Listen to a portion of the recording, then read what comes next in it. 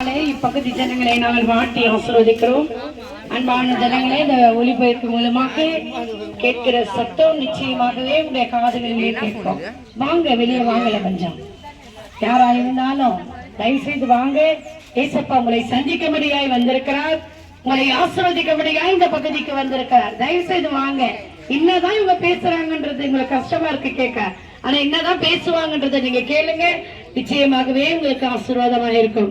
ஆண்டவராகிய இயேசு கிறிஸ்து இந்த பூமிக்கு வந்ததின் நோக்கம் என்ன? அல்லேலூயா.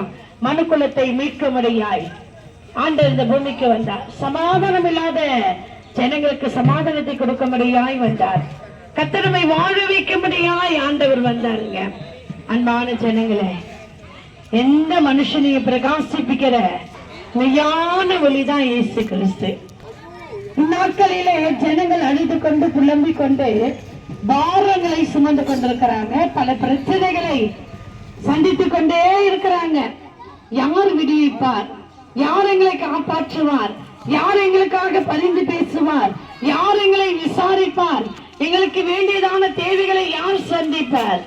இந்த நாளிலே நாங்கள் ஒரு மனமாய் சொல்றோம் பாருங்க, எல்லாத்தையும் ஆண்டவராகிய இயேசு கிறிஸ்து சந்திப்பார். உங்களை ரட்சிப்பார், உங்களுக்குரிய காரியங்களை செய்வார், உங்களுக்கு சமாதானத்தை கொடுப்பார், உங்களுக்கு சுகத்தை கொடுப்பார், உங்களுக்கு பலன் கொடுப்பார், உங்களுக்கு வேண்டிய ஆசீர்வாதங்களை இன்றே கட்டளையிடுவார். ஆண்டவர் வாழ்ந்ததான ஒவ்வொரு நாளிலும் நன்மை செய்தவராய் சுற்றி தெரிந்தார். மனிதர் உலகம் முழுவதும் ஆதாயப்படுத்திக் கொண்டாலும் தன் ஜீவனை நஷ்டப்படுத்தினால் அவனுக்கு லாபம் என்ன?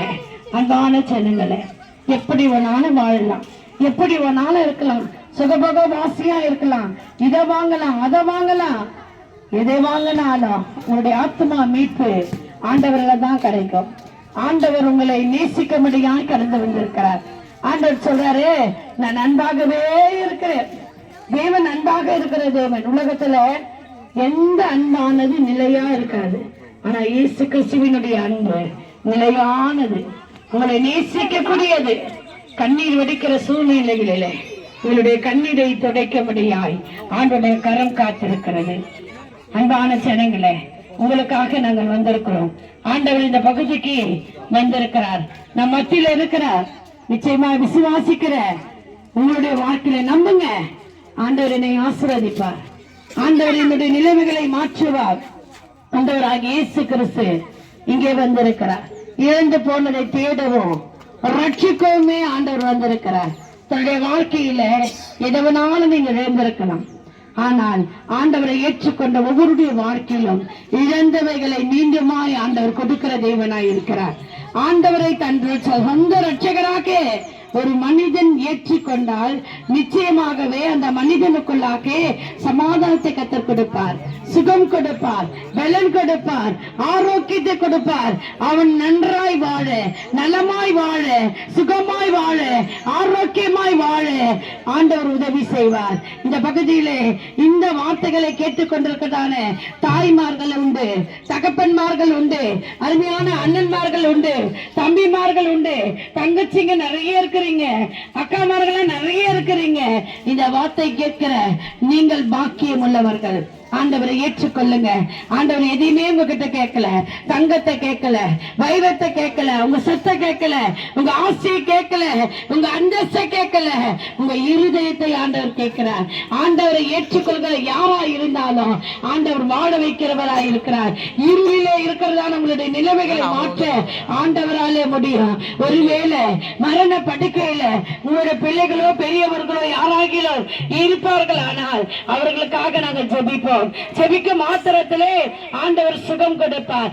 ஆண்டவர் வாழ்ந்த நாட்களிலே மரித்தவர்களை உயிரோடு கூட ஆண்டவர் எழுப்பினாருங்க.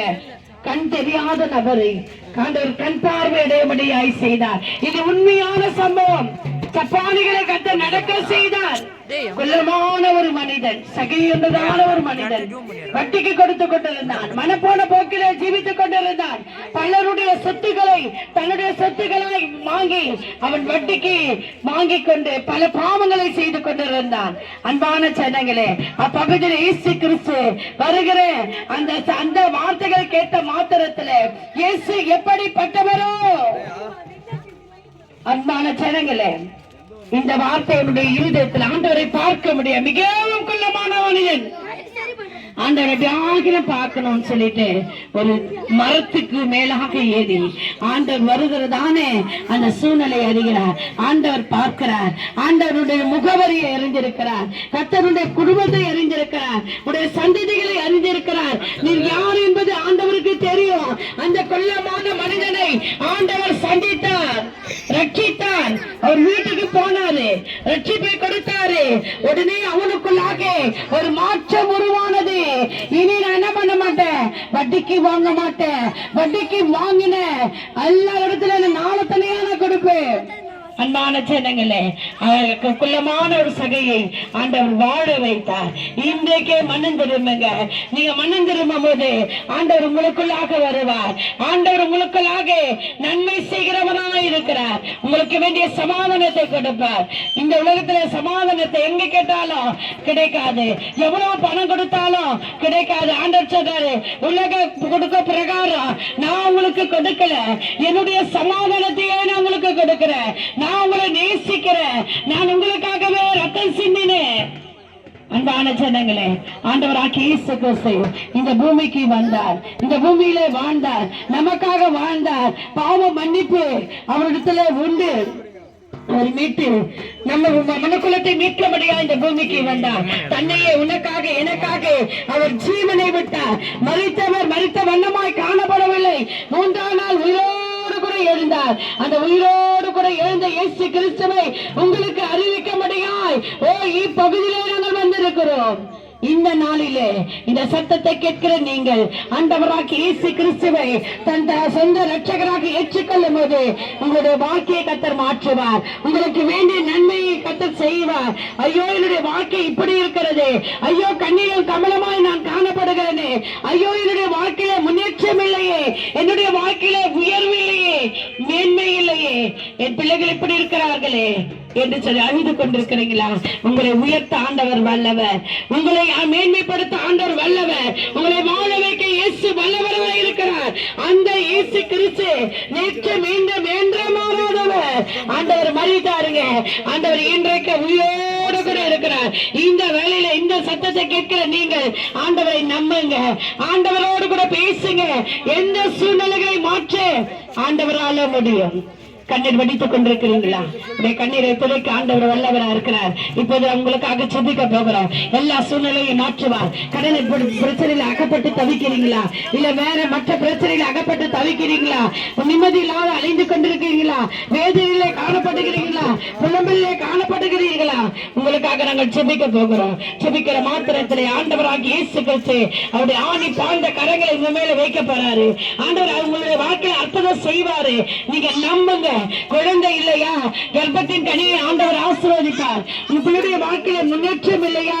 ஆண்டவர் முன்னேற்றத்தை கொடுப்பார். இயேசு பகுதியில வந்திருக்கிறார். உங்களை வாழ வைக்க முடியாது. உங்களுக்காக நாங்கள் ஜெபிக்க போகிறோம். எந்த சூழ்நிலைகள் இருந்தாலும் இருந்தவர்கள் அதே கண்களை முடியும். நீங்க ஆண்டவரை நோக்கி பாருங்க.